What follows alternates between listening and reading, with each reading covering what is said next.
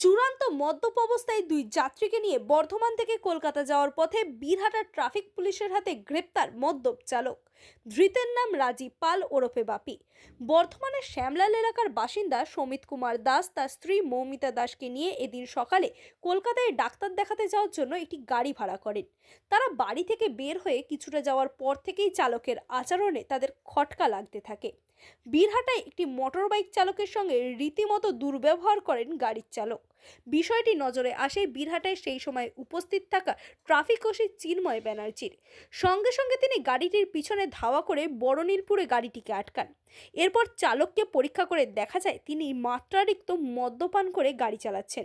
সঙ্গে সঙ্গে তাকে গ্রেপ্তার করা হয়। ঘটনা প্রসঙ্গে সমিতবাবু জানিয়েছেন তারা ভাগ্যবান যে কোনো দুর্ঘটনা ঘটার আগেই পুলিশ গাড়ির চালককে গ্রেপ্তার করেছে, না হলে আজ কি হতো কে জানে। আমরা ডাক্তার দেখাতে যাচ্ছি কলকাতা নাইটিঙ্গেলে। এবারে আমরা গাড়ি ভাড়া করে যাচ্ছিলাম। গাড়িতে উঠে ড্রাইভারের এতে সামান্য সন্দেহ হয়েছিল, গাড়িটার মনে হচ্ছিল যে সঠিক চালানো হচ্ছে না। যাই হোক, বীরহাটার কাছে একজন মোটর সাইকেল আরোহীর সঙ্গে ড্রাইভারের কিছু কথা কাটাকাটি হয়, গালিগালাজ করে ড্রাইভার। তার প্রেক্ষিতে পুলিশ বিষয়টিকে নজরে আনেন এবং ওসি মাননীয় শ্রী চিন্ময় ব্যানার্জি মহাশয় গাড়িটিকে ধাওয়া করে ধরে এবং ধরার পর ড্রাইভারের টেস্ট করে 53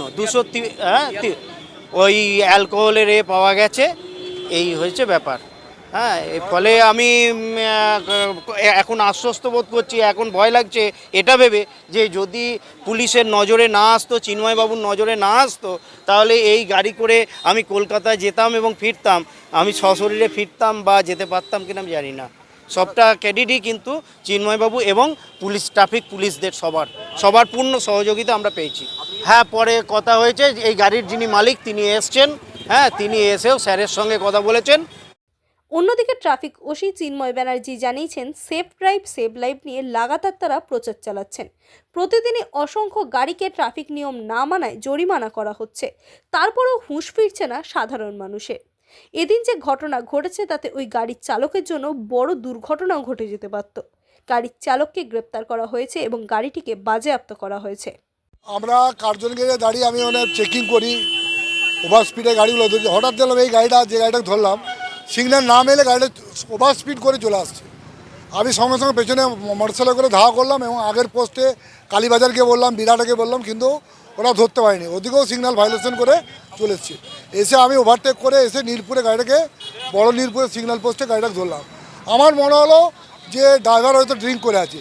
সাথে সাথে আমি অফিস থেকে অ্যালকোহল মেশিনটা নিয়ে এলাম, টেস্ট করলাম। টেস্ট করে দেখছি 253 mg ও অ্যালকোহল খেয়ে আছে। আর যে প্যাসেঞ্জার যারা বসেছিলেন তারা দুজনেই মাস্টারমশাই ছিলেন, শিক্ষক ছিলেন। ওনারা কলকাতায় কোন হসপিটালে কোনো ট্রিটমেন্ট করানোর জন্য যাচ্ছিলেন, নাইটিঙ্গেল হসপিটালে যাচ্ছিলেন। আমি ওই ড্রাইভারকে অ্যালকোহল টেস্ট করে ওনাকে অ্যারেস্ট করলাম, গাড়িটাকে সিজ করলাম এবং বর্ধমান থানায় হ্যান্ডওভার করলাম।